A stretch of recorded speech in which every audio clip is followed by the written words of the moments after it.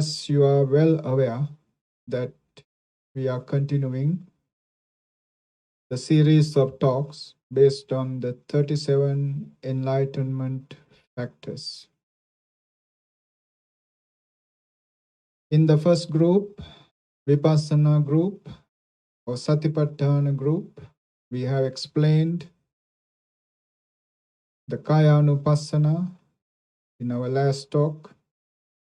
Today we are explaining Vedanānupassanā Satipatthana, establishment of mindfulness on Vedana, feelings, and observation on these feelings. How does that observation lead an individual for his or her liberation? Is the target of explaining in this Dhamma talk. So let's initiate this Dhamma talk based on the feelings, Vedana. Keep in mind that this term Vedana, feelings, has nothing to do with the emotions. It is the affective tone which created on our six senses based on the contact. Passa paccaya vedana. Based on contact, feeling arises. What is this contact? Contact is the six senses coming together with the consciousness and the exterior objects. When the objects, senses, and the consciousness, tinnang sangati, combined, come together, sangati, coming together, it is passa, it is contact. For example, if you are to see something, there are three things should be combined. An object must be there. And your eye or the sensitivity of the eye must be contacted with that object. And then the mind must be aware of it, or mind must be connected to it. If the mind is somewhere else, thinking something else, though the sensitivity of the eye is contacted with the object, it is not seen by the mind. So the mind gets connected with the external objects through these five senses. Is what we call the contact, passa. Now, each and every contact has an affective tone, a subsequent feeling is to arise as an immediate impact of this contact, of this passa. And that feeling is what we call Vedana. So Vedana, feeling, is sixfold based on the six sense faculties or six sense doors: eye, ear, nose, tongue, body, and mind. When an object touches each of these six senses, and when it is connected with the consciousness, whatever feeling arises, that feeling is Vedana. As I said before, it has nothing to do with the emotion yet. Emotions are later to arise based on this feeling.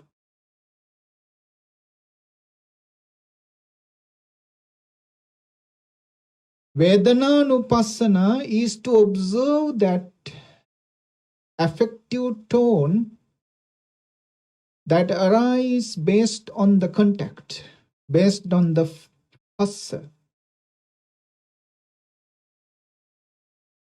And Buddha said, basically there are three types of feelings. All the feelings are classified into three categories. Sukha, happy or joyful feelings. Dukkha, miserable, painful feelings. And adukkama sukha, neither pleasurable nor painful feelings. Equanimous feelings. Upekha feelings. Basically, this is the most common categorization of feelings. Sukha, dukkha, adukkama sukha. Of course, there are other kinds of feelings. Other categories are explained in Buddhism, but this is the basic. Of course, in some instances in the suttas, we can find that feeling is categorized just into two as sukha and dukkha, joyful and miserable. The equanimous feeling or the neutral feeling is not there. It is embedded.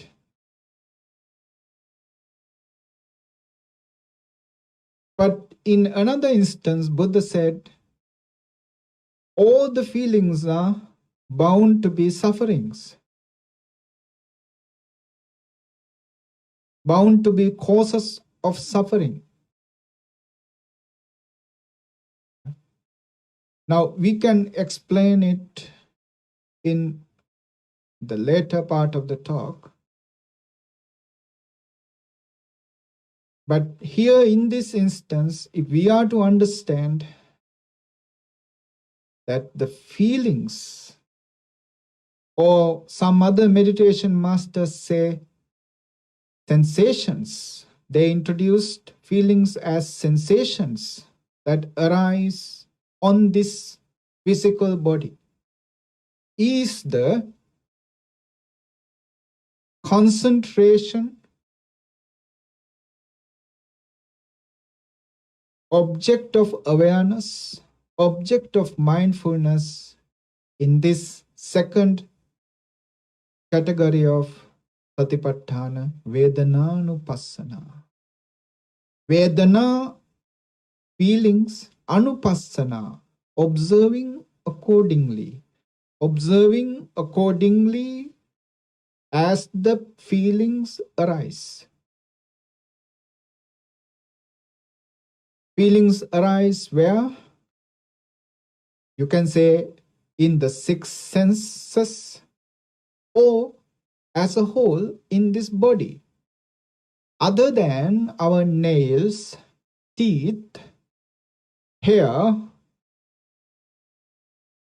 and the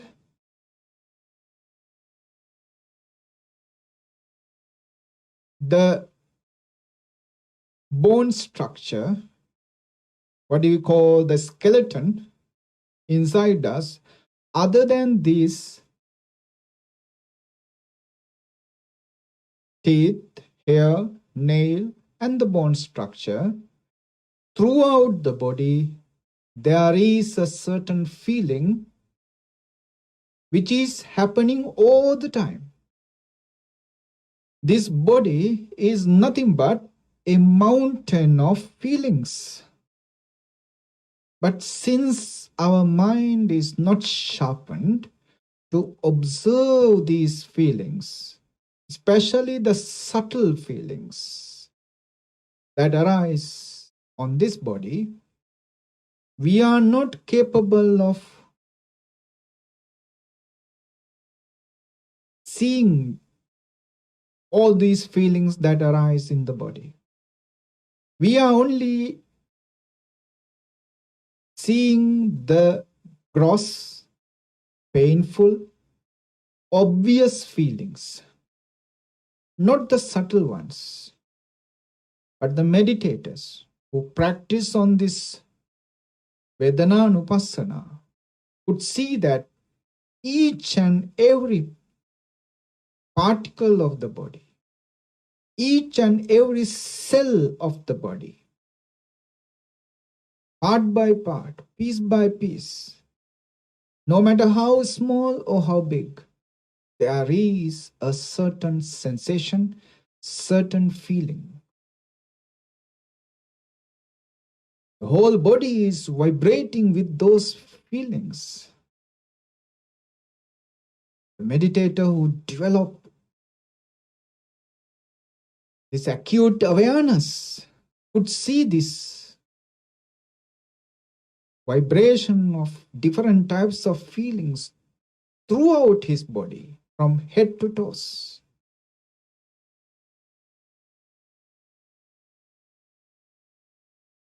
Now, in our last talk, last week, we talk about Kayanupassana, observing the body. But of course, there are different groups of objects that one can develop his awareness. Most popular one I explained to you, which is the breathing, incoming and outgoing breathing, which is happening all the time. One develops his mindfulness on the touch of this breathing as it is coming in and going out. Usually that touch is happening around the nasal area, this triangular area, below the upper lip, above the upper lip, and below the nostrils, at the nostrils or inside the nostrils, somewhere that breathing touches.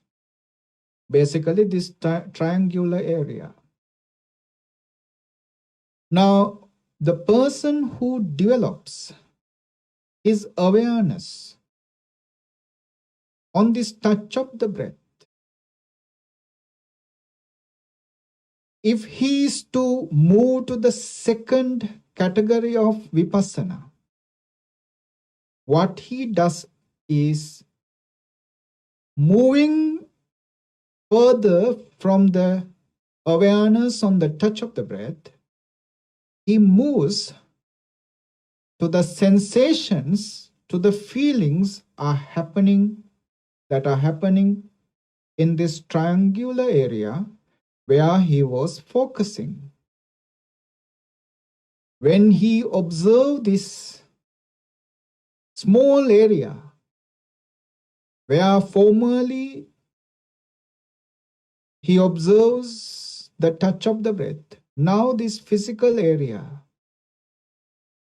when he is continuously, acutely, persistently observing this, he finds different types of sensations, feelings.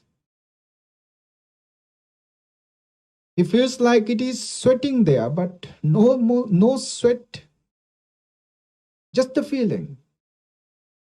An ant or a small creature is crawling, walking on that area.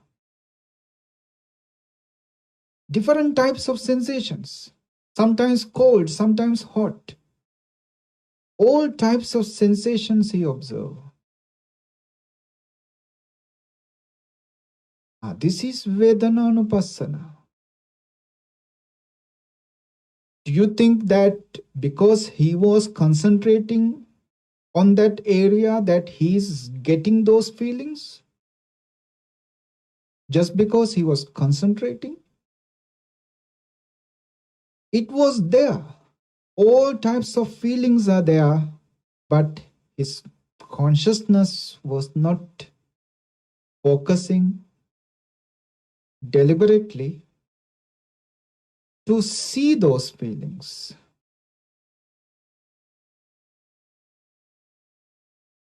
Then what he does is he moves this awareness on the triangular area where he was focusing to the top of the head. Then he keep his mind there, focused on a small piece on the top of the head. And when he continues to practice upon it, he finds all sorts of feelings. As he experienced in this triangular area, he is experiencing on the top of the head.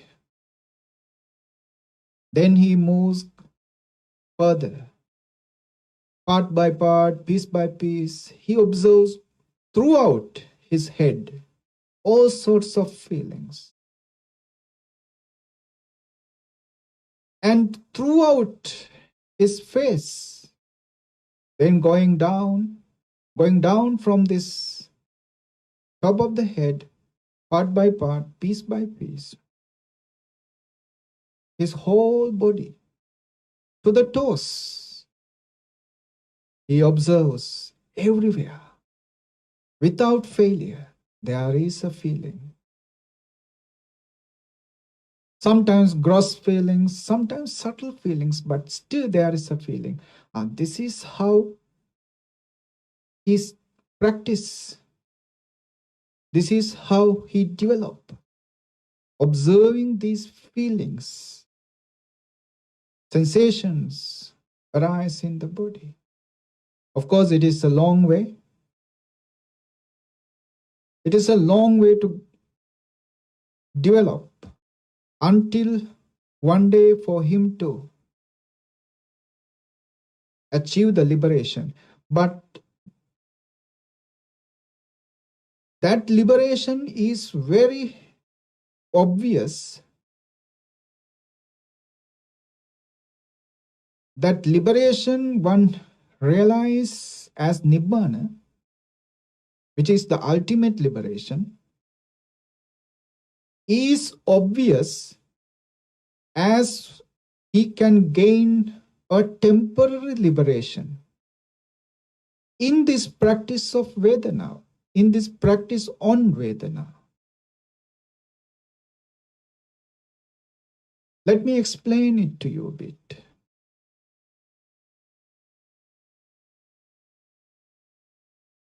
The roots of our thoughts and emotions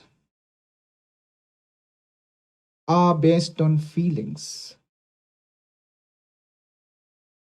Before the thoughts arise, before the feelings arise, before the emotions arise, there is a feeling to arise in our body, in our mind, in our system. A feeling bound to arise. And based on that feeling, or after, subsequently to that feeling, an emotion or a thought process, a series of thoughts arise. Feelings are the first to arise. So the roots of the emotions, the roots of the series of thoughts are based on feelings. Now, it is so hard to observe the thoughts. In thinking, we are going far and far away from the present moment. We are lost in thinking. That is how we say. Lost somewhere, it means we are lost from the present moment.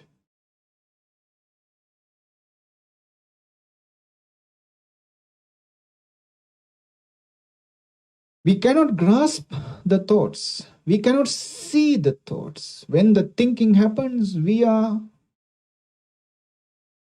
blind to them. We are out. But if we cultivate the ability of seeing these feelings as they arise, then prior to any thought process arise, we can dominate, we can handle, we can manage our feelings.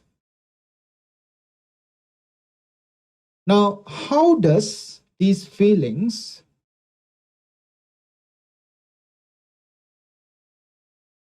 cause any kind of thought process?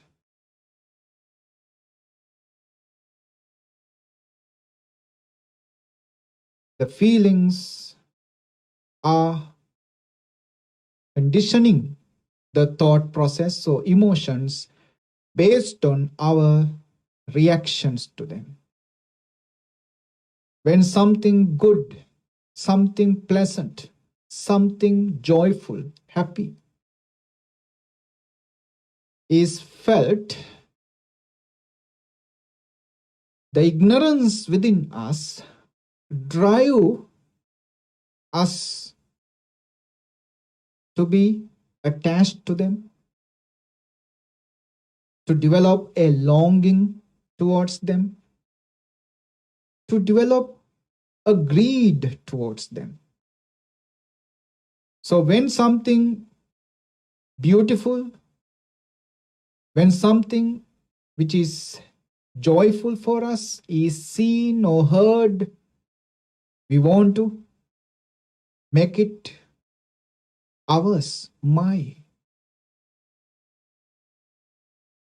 When something painful happens, when something ugly happens, when something we don't like is to occur, then we react to that happening with anger or hatred. So either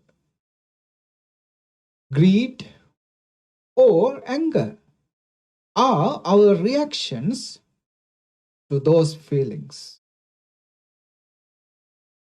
Then we identify with those feelings, my pain, my pleasure,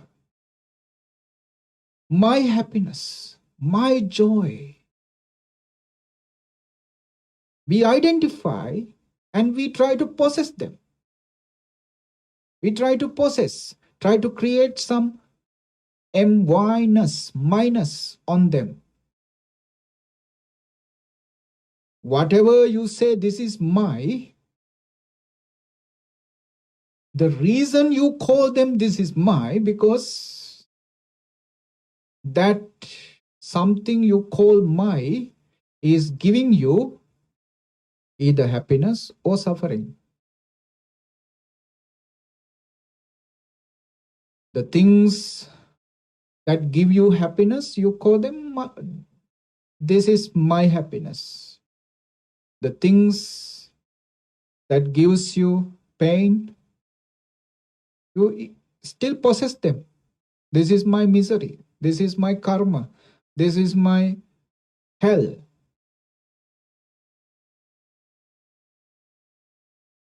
And with that, you identify yourself. I am happy. I am sad. Because you possess a temporary feeling as yours, and then you identify yourself with it as this is I am now. Now this is generating what?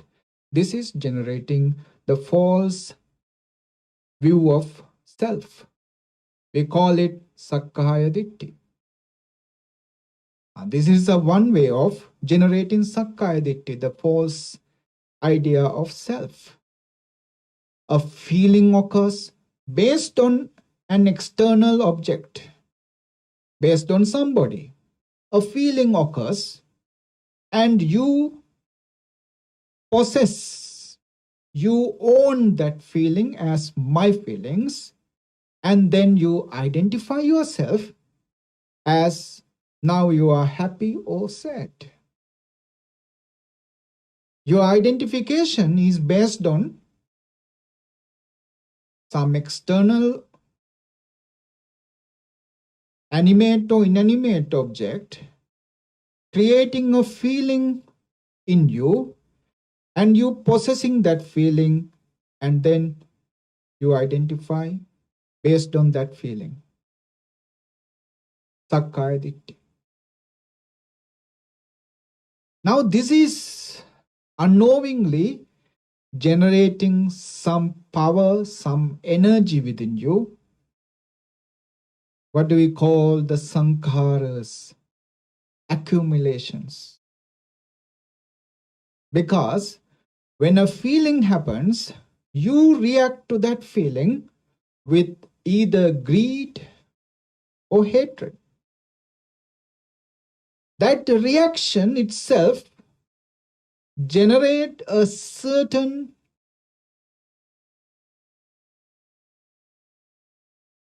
power within you in the groups of, in the heaps of, or in the deposits of defilements. You energize the defilements. You strengthen the defilements because of your reaction to a feeling with greed or hatred. The defilements are enriched, strengthened. The function of defilements is singular, which is to make sure that you have a rebirth. You have a long way of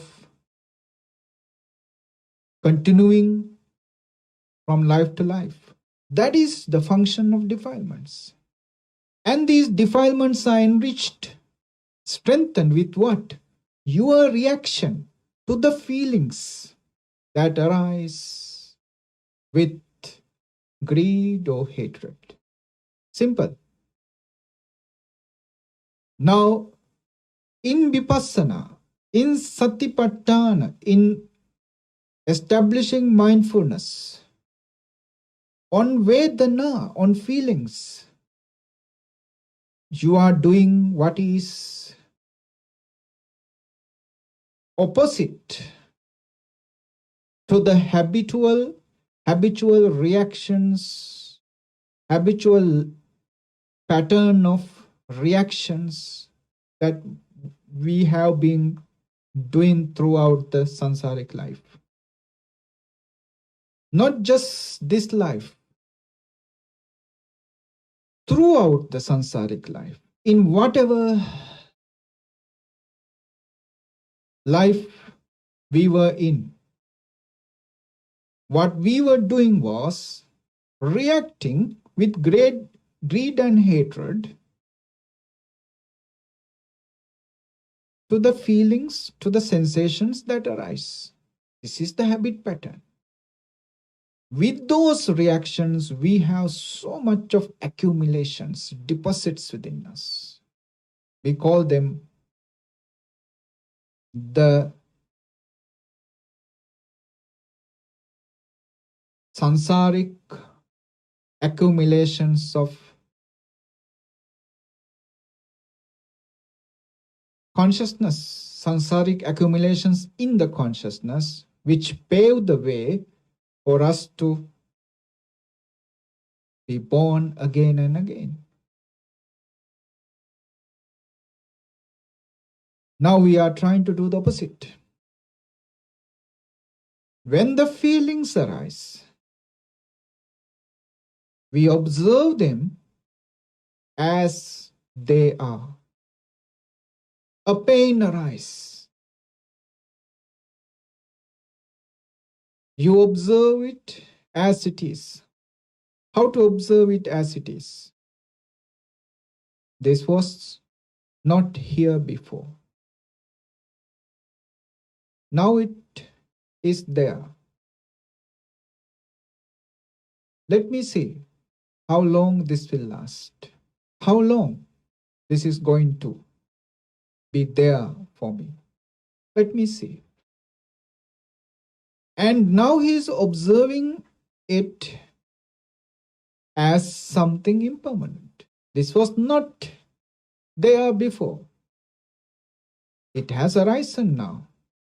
It have arisen for some or other reason. For some reason it has arisen there. Let me see how long it is going to last. Is he going to be attached to this sensation, this painful sensation? Is he going to be angry with this sensation? He is neither angry nor attached. He doesn't say, this is my pain. This is a pain which was not there before. Now it is there. Let me see how long it lasts. He is observing it as it is. As it is in the sense of impermanence, anicca. And as he is continuously observing, it is bound to happen that this pain vanishes. This pain just vanishes as same as it appears. As it was appeared, so it is going to be vanished. So he neither react it with greed or hatred. He neither identify himself with it. This is my pain. I am in pain now. He neither possessed nor identified. He just observed. He just responded to it. This responding with wisdom, with understanding, stops happening an accumulation or a strengthening of either his greed or anger. I think now you are getting this. So any pain, any sensation of pain or joy, happy or blissful or miserable, whatever sensation arises in the body, he observes them as impermanent, as something fragile, as something changing, evanescent. And he just observes them as temporary. With this observation of them as they really are, he stops the present reactions. He stops accumulating present sankharas. Present accumulations are thwarted, are stopped, are annihilated. Now, sankharas, accumulations, are a food. It is a food. It feeds the consciousness. Consciousness, vijnana, is dependent upon sankharas. That's why in the dependent origination, in the 12-fold formula of dependent origination, sankhara paccaya vijnana, based on accumulations, sanskaras, vijnana arise. So vijnana, the consciousness, arise based on the accumulations, based on the deposits. And the deposits happen what? On what deposits happen? Based on the reactions to the feelings. Now what happened if you stopped these reactions? No more deposits. Then the consciousness is without food. Consciousness is in hunger. Consciousness has no dependence. He cannot depend on the present food now. It is in hunger. And that consciousness bound to look for food, bound to look for nutritions. And the nutritions he found is like a camel. You feed once, and then you take that camel in a desert, long journey, nowhere to get food. Will this camel die? Because no food, several meals lost. This camel will not die. He will survive on the accumulated energy, accumulated food in his body. His body is made in such a manner. When he has the opportunity to eat food,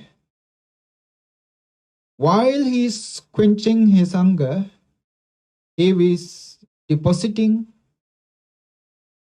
the required nutriments for few meals ahead, few days ahead. He can survive days and days without food because of this accumulation of necessary food for the future. We are just like camels in the saṃsāric life. We have so much of deposits within us. Now in the meditation, when somebody is practicing, continuously practicing on Vedana, continuously is thwarting any kind of reaction to any feeling. All the feelings are observed in the vision of impermanence, in the vision of changing, in the vision of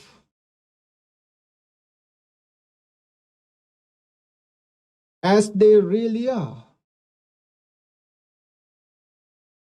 And in that vision, he is not reacting to them with greed or hatred, because his wisdom is there that he knows these are temporary feelings.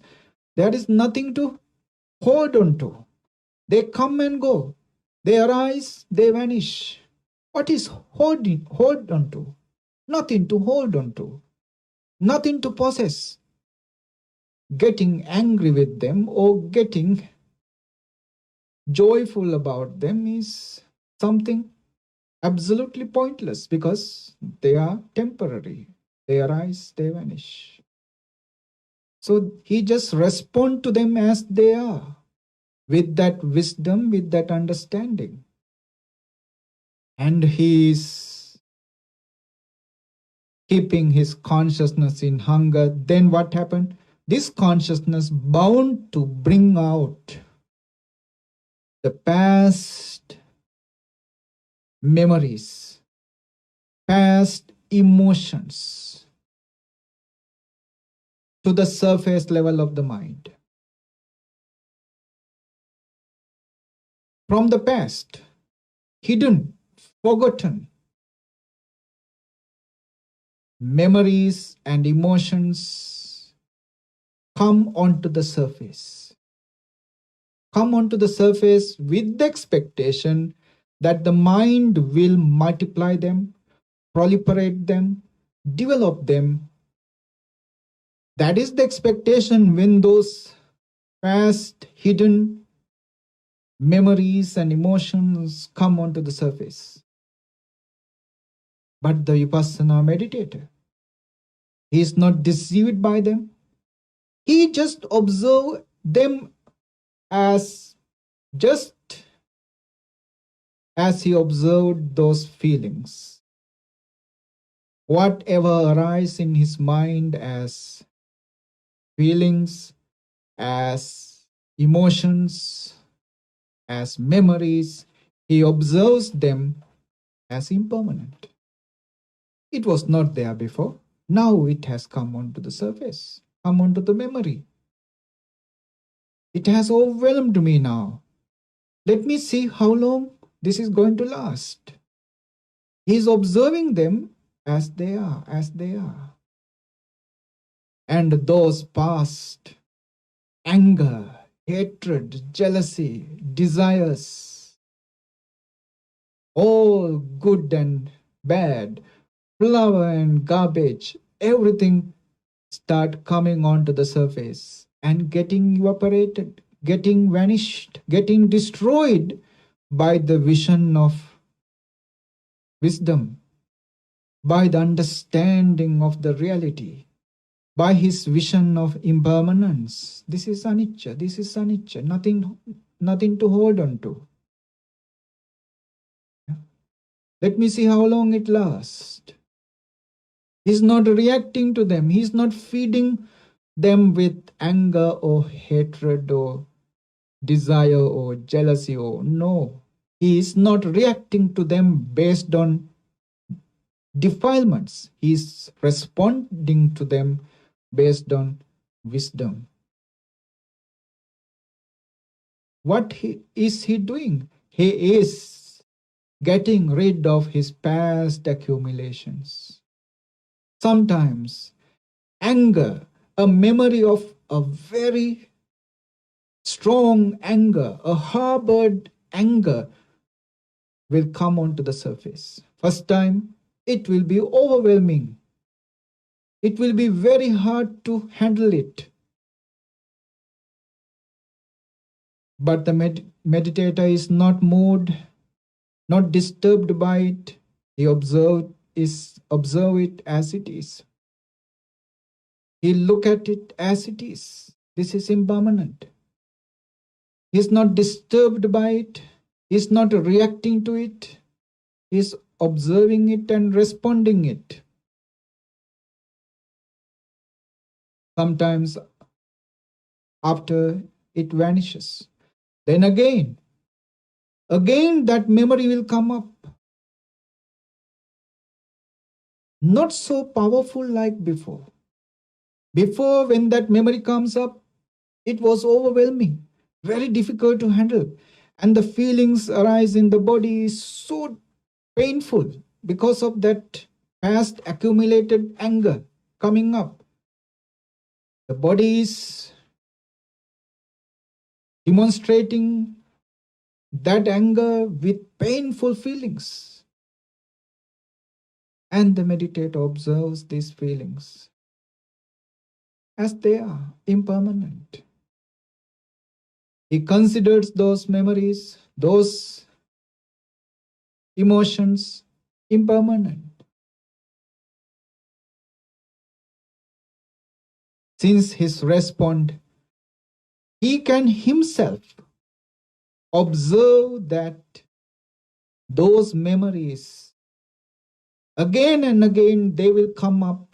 But each time they come up, when he applies the same technique, same method of observing them in the eyes of impermanence, those memories, angry memories, they are losing their power. And after some time, the meditator will remember that incident, will remember the individuals related to that incident, yet there is no anger. It means With that observation, he has got rid of a certain powerfully deposited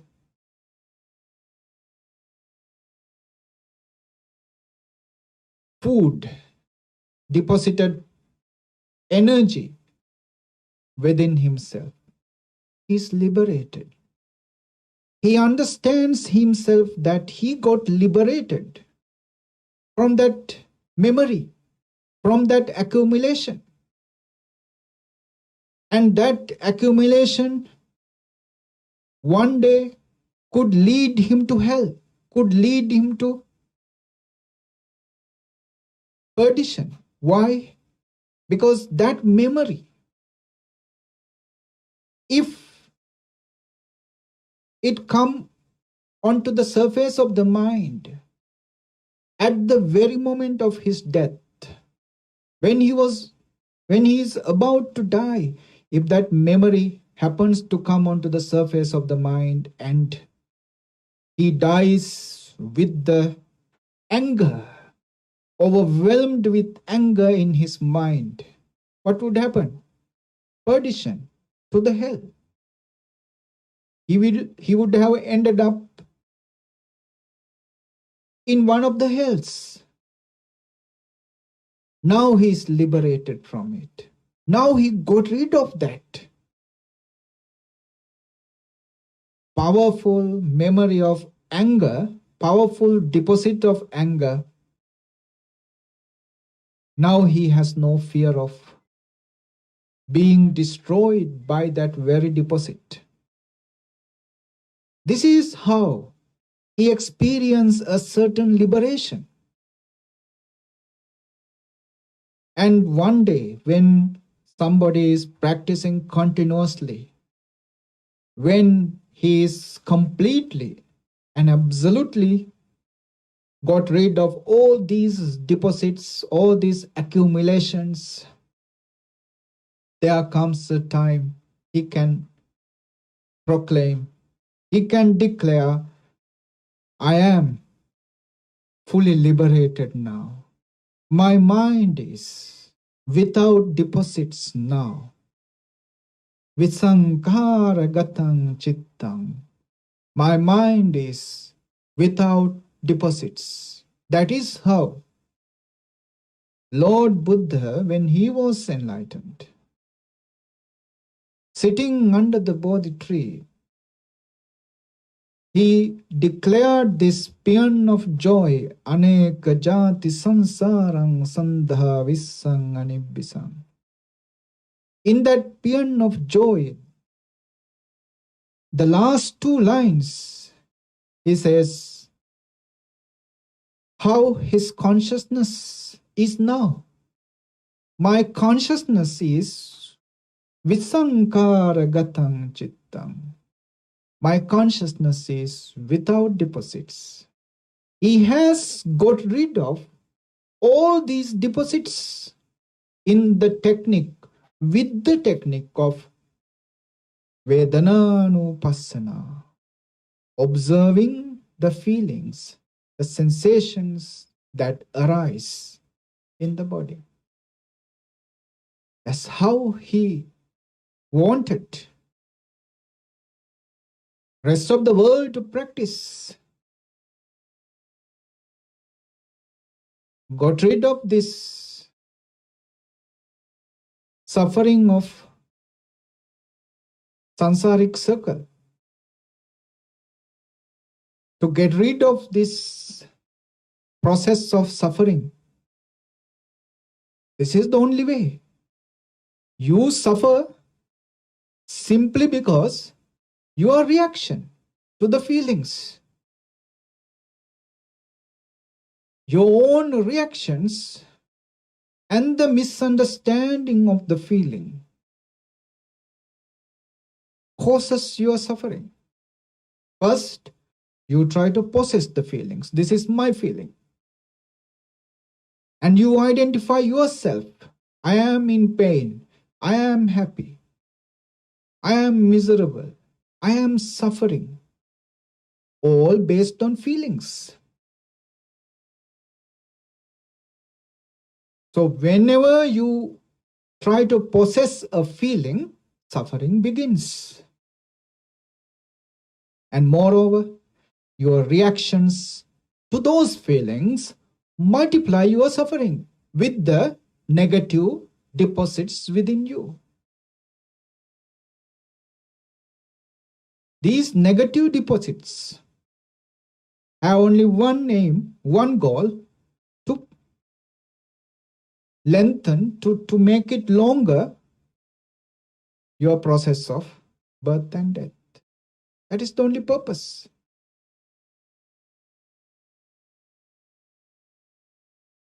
So this is a very clear-cut explanation in the Buddha's teaching how to stop this process of birth and death. Yeah. Vedanānupassanā. Observe, Buddha says, observe these sensations as they are impermanent. If attached to them, they are suffering. They arise out of no personal interference. They arise as something random, spontaneous, and observe them also as something spontaneously arisen, as something which is not going to last forever. When somebody is practicing on this Vedanānupassanā, observing the sensations, observing the feelings, he can clearly see that the speed, the pace of these feelings changing. One moment there is a pain, another moment that pain is replaced by a pleasant sensation. Feelings are always changing. So there is nothing to hold on to. There is nothing to react to. There is something to respond and to understand them. And with that understanding, there will be a liberation. There will be a nibbāṇa. And these feelings are directly connected with the thought process, with the emotions. Understanding of the feelings helps one to uproot the feeling, the emotions from the roots, from the very beginning.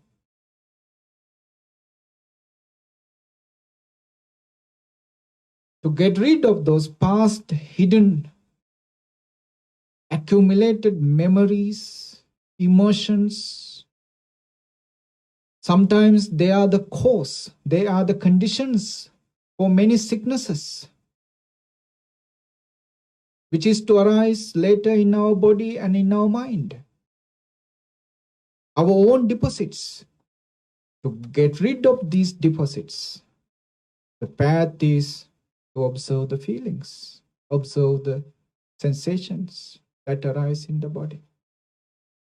It is very clearly explained. First, stop the present accumulations. First, stop the present deposits, and then get rid of the past deposits. To stop the present deposits, to get rid of the past deposits, there is only singular observation, singular wisdom to apply, that they are all impermanent. They are all changing. They are all momentary. As this wisdom starts developing deep in our consciousness, in our minds, in our very beings.